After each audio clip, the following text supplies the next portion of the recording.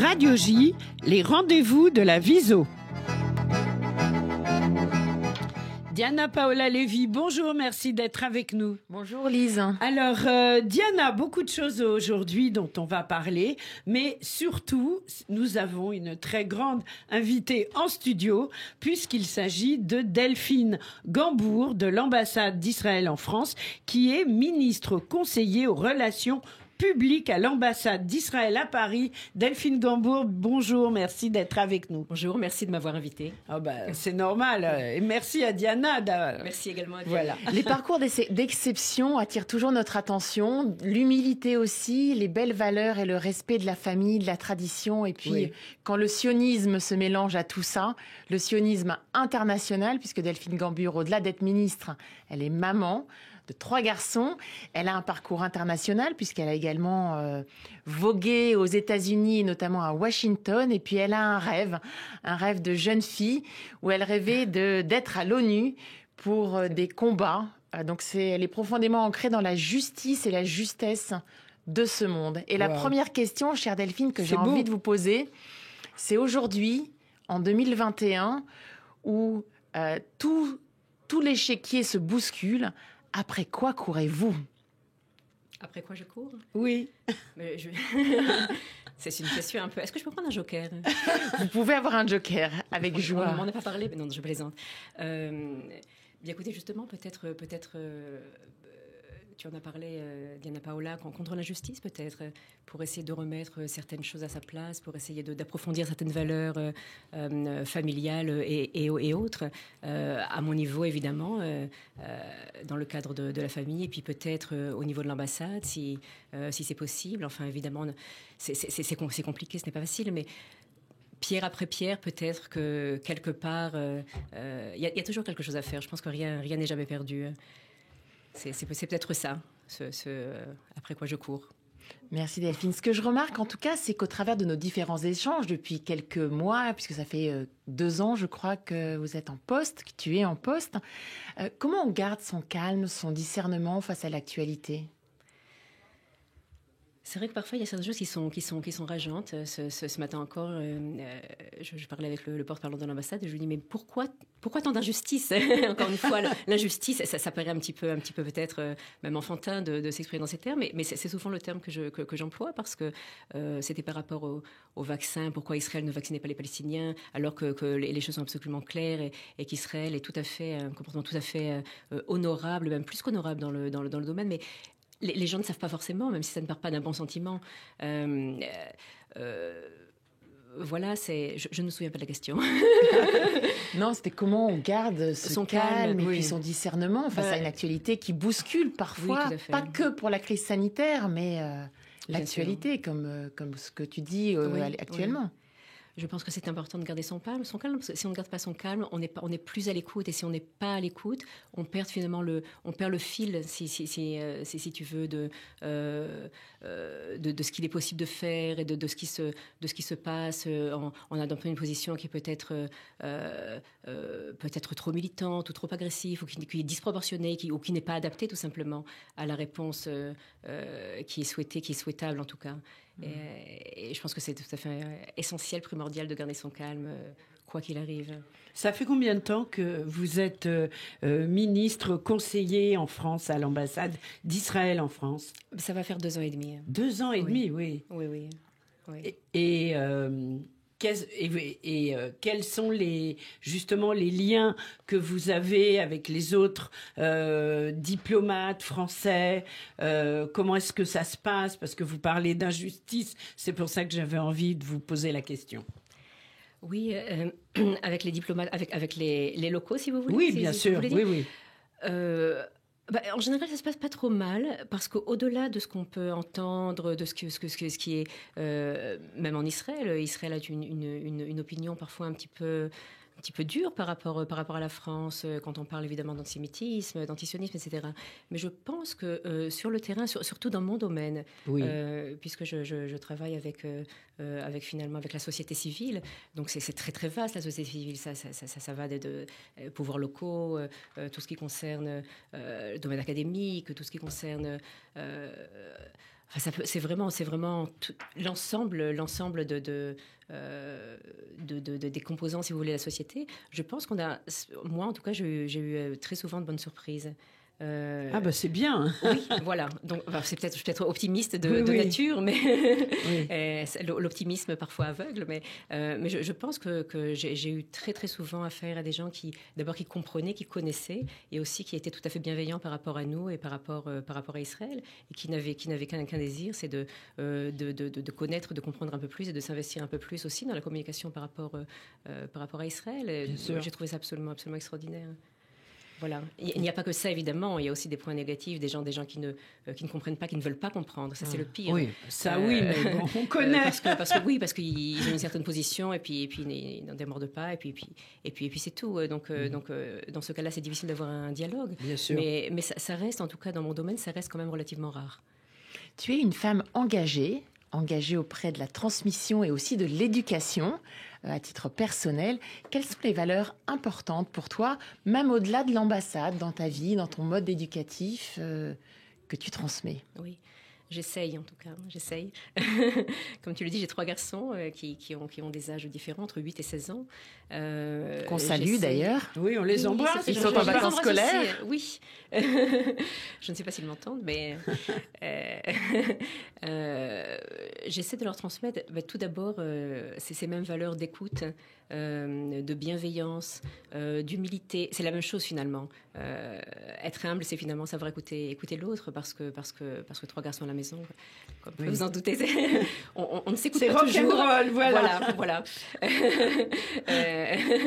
Chacun tire la couverture à lui, et puis c'est difficile. Donc effectivement, des valeurs d'écoute tout d'abord, aussi de bienveillance les uns vis-à-vis des autres, et encore une fois, entre la théorie et la pratique, c'est pas toujours évident. Pas toujours évident, mais en tout cas, j'essaye. Alors, sur un autre registre, il y a, Delphine Gambure, un autre thème qui tient à l'aviso, qui est le statut des femmes. Oui. Je connais ton engagement, ton militantisme. Alors, il y a plusieurs questions que je souhaiterais évoquer avec toi, mais surtout l'audace. L'audace en France, l'audace en Israël et l'audace aux États-Unis. Quel constat et quel retour d'expérience tu pourrais partager avec les auditeurs de Radio J et nos amis? Alors, je pense que l'audace, j'aurais pu rajouter ça aux valeurs que j'ai citées précédemment. Ce n'est pas quelque chose qui intrinsèquement me correspond forcément, parce que je pense que je suis un petit peu réservée, aussi beaucoup dans l'humilité.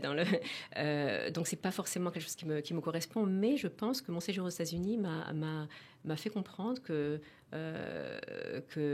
l'audace était tout à fait quelque chose qui était absolument essentiel, et qui était une grande valeur qu'il fallait aussi inculquer aux enfants. Donc on a profité de ces 3 années passées à Washington. Les enfants étaient scolarisés en école publique, ce qui est absolument extraordinaire quand ils ont vraiment intégré ces valeurs. Et aux États-Unis, les enfants n'ont peur absolument de rien. Enfin, c'est absolument extraordinaire. Ils grandissent dans cette optique-là que le ciel est la limite, et que si vous tombez, vous vous relevez tout de suite. Et c'est extraordinaire de tomber, parce que ça permet de se relever. Quand on se relève, forcément, on est plus fort, on est plus grand.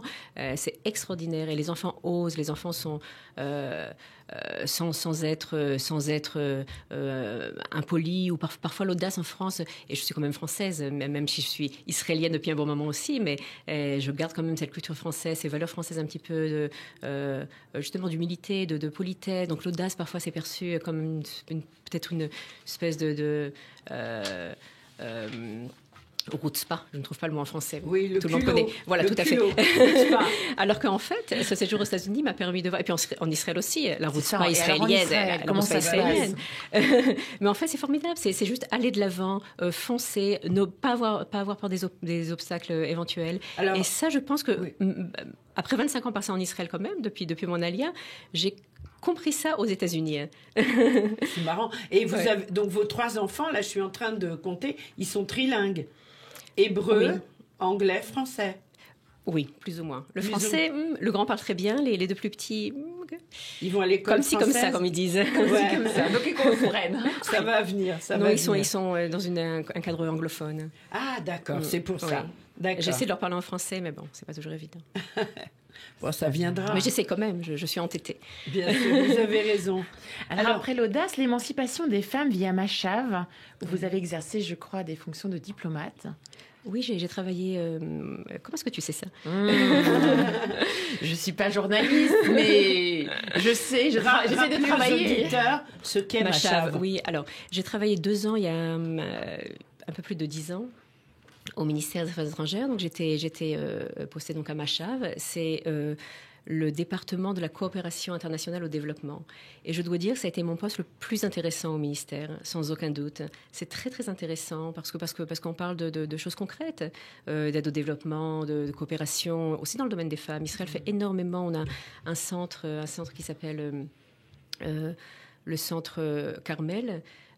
C'est une dépendance de Machave à Haïfa qui justement traite de ces sujets-là de d'émancipation de la femme dans les pays en développement et fait venir depuis le début de Machave dans les années 50 fait venir des centaines de milliers de femmes pour des stages en Israël qui retournent ensuite dans leur pays avec cet acquis-là, cette compréhension de ce que peut engendrer c'est peut-être un terme un petit peu péjoratif, mais de la contribution que peuvent avoir les femmes dans les pays en développement. Et c'est absolument extraordinaire.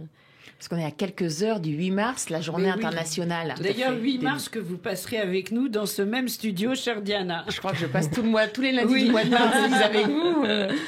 Et donc, voilà, quelle est la position des femmes en Israël et en France aujourd'hui ? Alors, je pense que la position des femmes en Israël, évidemment, il y a toujours ces questions, en France aussi d'ailleurs, de différence au niveau des salaires. Mais je pense que les femmes en Israël ont un statut qui est tout à fait enviable pour de très nombreux pays. Je ne sais pas si les éditeurs le savent, c'est quelque chose en général que les gens ne savent pas, et j'aime beaucoup le préciser parce que c'est important. L'égalité femmes-hommes est inscrite dans la déclaration d'indépendance d'Israël qui a valeur de constitution. Donc c'est que la l'ISO a signé d'ailleurs en 1948. Oui, tout à fait. C'est extrêmement rare, je ne sais même pas s'il y a des précédents. Vraiment l'égalité homme-femme est inscrite dans le texte constitutionnel fondamental d'Israël. Et de là découle évidemment, on sait tous que les femmes dans l'armée, dans tout ce qui est judiciaire, les femmes ont des postes absolument importants. Voilà. Plus de 50% des officiers aujourd'hui dans l'armée sont des femmes. Plus de 50%. Plus de 50%. Tiens, ça, c'est un chiffre des officiers. Pas. Oui, des officiers, bien sûr. Et les femmes sont évidemment présentes à tous les niveaux, même chez les femmes ultra-orthodoxes. Je pense qu'il y a quand même un mouvement qui se fait sentir depuis un certain nombre d'années, notamment un mouvement politique d'ailleurs, qui s'appelle Mbesroutan,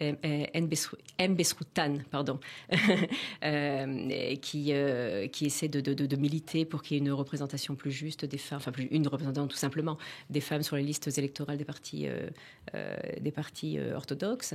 Et c'est vraiment important. C'est très important. Oui. Les choses bougent. Heureusement. Lentement, mais elle bouge. Elle bouge et elle se renforce. Je ne sais pas de combien de temps il nous reste, Lise, ce matin. Je serais tentée d'en poser encore des questions. Quel pont et quel enseignement la France pourrait prendre d'Israël sur le statut des femmes ? C'est là que je prends mon joker. Ah, okay. Non, je plaisante. Non. Sur le statut des femmes. Oui, ou sur ta vision des femmes. Sur ma vision des femmes, je pense... Je ne sais pas si la France... je pense qu'Israël et la France peuvent apprendre l'une de l'autre. Je ne pense pas que la France soit bien en retard par rapport à Israël ou qu'Israël soit en retard par rapport à la France.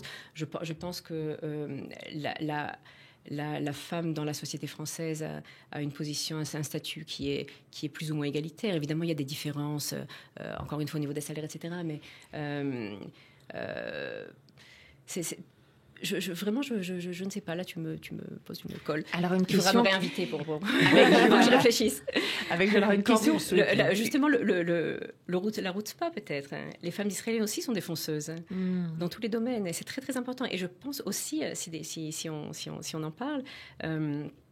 Israël fait énormément pour attirer les femmes dans des domaines qui sont traditionnellement des domaines masculins. Par exemple, tout ce qui concerne dans l'éducation, tout ce qui concerne les sciences, aux technologies, etc. D'ailleurs, on a un webinaire demain sur le sujet avec l'ensemble des représentants Alors d'universités israéliennes autour de la Journée internationale des femmes en sciences. Peut-être ça, peut-être être un peu plus proactif. Là, je ne sais pas si la France est proactive comme l'est Israël dans ces domaines-là, pour attirer les femmes vers des carrières qui traditionnellement, ou des secteurs, ou dans l'armée. Les femmes dans l'armée ont quasiment les mêmes postes que les hommes, y compris au niveau des postes combattants, etc. Donc peut-être justement faire un peu plus peut-être en France pour attirer plus les femmes dans des domaines qui sont des domaines masculins, typiquement. Mais la France le fait aussi, donc voilà. Merci. Alors, encore une question. Vous êtes né à Sarcelles. Oui, tout à fait. Là, donc c'était à l'époque certainement une très grande communauté juive. Vous avez connu la Viso à Sarcelles? Non, j'ai quitté Sarcelles quand j'avais 4 ans. Ah, d'accord, oui. Ça je ne savais pas. Et votre relation avec la Viso, c'est important pour vous? Oui, tout à fait, bien sûr. La Viso fait des choses absolument extraordinaires. En Israël comme en France. D'ailleurs, mon premier fils était à la Viso, à la crèche en Israël. Ah oui. Et je pense que c'était une expérience absolument extraordinaire. Je me souviens que le premier jour de la crèche, je suis rentrée en disant à mon mari, c'est comme un hôtel 5 étoiles, vraiment. Donc, oui. Donc c'était ma vraie première, donc il a 16 ans aujourd'hui, mais ma vraie première, si vous voulez, rencontre avec la Viso. C'est la plus pragmatique possible. C'est plus que positif, et c'est nos donateurs de toute la diaspora de France et de 52 pays du monde qu'il faut remercier. Alors 5 étoiles, je ne sais pas, en tout cas 5 étoiles au niveau du cœur et de l'enthousiasme du corps enseignant, de la Viso mondiale, qui met tout en œuvre.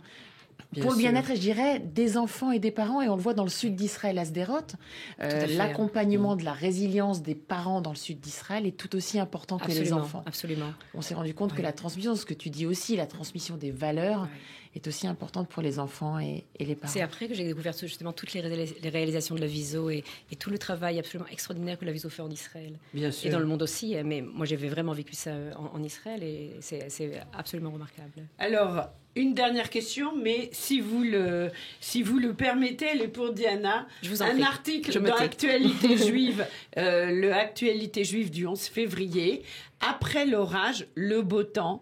Un article dans lequel, chère Diana, vous évoquez la solidarité. Oui, effectivement, Lise, au-delà de la solidarité, c'est la résilience, parce que je pense qu'on traverse tous une période compliquée, aujourd'hui en France et dans le monde, une crise sanitaire, mais aussi qu'on a tous nos soucis, nos préoccupations, et que c'est dans la joie qu'il faut aborder ça. Et pour ce faire, je pense que la résilience est un outil magique qui me tient à cœur et que je développe dans cette tribune qu'Actualité Juive propose à la Viso. Et c'est vraiment un article sur la résilience où je m'inspire surtout et toujours de Boris Cyrulnik. Voilà, l'incontournable dans ce domaine. Eh bien, exact. Je vous remercie beaucoup toutes les deux d'avoir été, bien sûr, avec nous. Diana Paola Lévy, Delphine Gambour, Diana Paola. Merci beaucoup. Et on se retrouve la semaine prochaine. 1er mars, avec une invitée, un mois de mars que sur les femmes. 8 mars. 8 mars. Ah oui, pardon, oui, 1er mars et 8 mars, exactement. 1er et 8 mars. Voilà, donc on aura l'occasion d'en reparler. En tous les cas, merci d'avoir été avec nous et bonne journée. Merci beaucoup. Voilà. Bonne journée à tous. Et Delphine Gambour, merci beaucoup d'avoir été avec nous ce matin.